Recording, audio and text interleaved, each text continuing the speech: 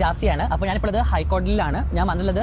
എനിക്കെതിരെ സോഷ്യൽ മീഡിയയിൽ വളരെ മോശമായിട്ട് എൻ്റെ വീഡിയോസ് എടുത്ത് വളരെ മോശമായ രീതിയിൽ എന്നെ അഭിവീകൃതിപ്പെടുത്തുന്ന കുറച്ച് ആൾക്കാർക്കെതിരെ ത്രെട്ടൻ കംപ്ലൈന്റ് കൊടുക്കാൻ വേണ്ടിയിട്ടാണ് ഞാൻ വന്നുള്ളത്. അപ്പോൾ എന്നെ ഹെൽപ്പ് ചെയ്തത് സാറാണ്. സാർ ഇതിനെക്കുറിച്ച് കുറച്ച് കാര്യങ്ങൾ പറയും.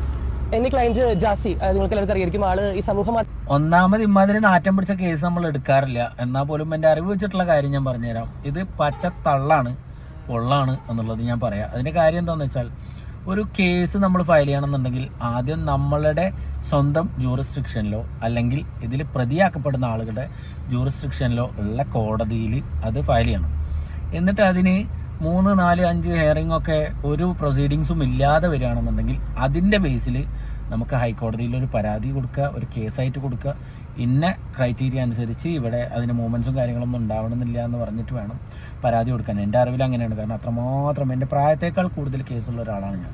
നിങ്ങൾക്കറിയാമല്ലോ, ഞാൻ ഒരു രാഷ്ട്രീയക്കാരനാണ്. അതിൻ്റെ ബേസിൽ ഒരുപാട് കേസുകളും എൻ്റെ പേരിൽ വന്നിട്ടുണ്ട്. അപ്പോൾ ഇത് ഞാൻ മനസ്സിലാക്കുന്നത് ഇത് തള്ളാണ്. ഇനിയിപ്പോൾ ഇയാൾ കൊടുത്തിട്ടുള്ള ഈ കേസ് എന്ന് പറയുന്നത് അതിൽ IT ആക്ട് എന്ന് പറയുന്ന സംഗതി അതങ്ങനെ ഒരാൾക്കും അങ്ങനെ എഴുതി ചേർക്കാൻ പറ്റുന്നൊരു സാധനമൊന്നുമല്ല. IT ആക്ട് എന്ന് പറയുന്നത് വന്നു കഴിഞ്ഞാൽ അത് നോൺ ബെയിലബിൾ ഒഫൻസ് ആണ്. ആ നോൺ ബെയിലബിൾ ഒഫൻസ് എന്ന് പറയുന്ന കേസ്, ഞാൻ വക്കീലൊന്നുമല്ല കേട്ടോ, പക്ഷേ ലൈഫിലെ എക്സ്പീരിയൻസ് കൊണ്ട് ഞാൻ കുറേ നിയമം പഠിച്ചിട്ടുണ്ട്. നോൺ ബെയിലബിൾ ഒഫൻസ് എന്ന് പറഞ്ഞു കഴിഞ്ഞാൽ അവർക്ക് കോടതി മുഖാന്തരം ജാമ്യമെടുത്ത് അവർക്ക് ഏത് കേസിൽ നിന്നും രക്ഷപ്പെടാനുള്ള വഴി ഉണ്ട്.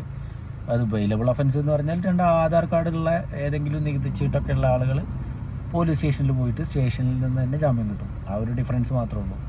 അപ്പോൾ എനിക്ക് പറയാനുള്ളത്, ഈ വെറുക്കപ്പെട്ട ഈ ജാസി ആഷി പറയുന്ന ഈ സാധനത്തിനെ, ഞാൻ പറഞ്ഞില്ലേ, ഈ നാറ്റം പിടിച്ച കേസ് പൊതുവേ ഞാൻ എടുക്കാത്തതാണ്. പക്ഷേ ഇപ്പോൾ ഇങ്ങനത്തെ ഒരു കാര്യം പലർക്കും നിയമത്തിൻ്റെ വശങ്ങൾ അറിയാത്തത് കൊണ്ട് ഒന്ന് നോട്ടീസ് ചെയ്യാൻ വേണ്ടി നിങ്ങളുടെ ശ്രദ്ധ ഒന്ന് സ്വീകരിക്കാൻ വേണ്ടിയിട്ട് മാത്രം ഞാനിങ്ങനൊരു വീഡിയോ ചെയ്യുന്നതാണ്.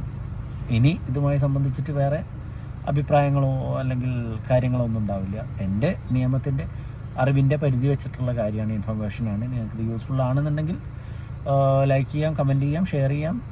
കൂടെ കൂടേണ്ടവർക്ക് കൂടെ കൂടാം.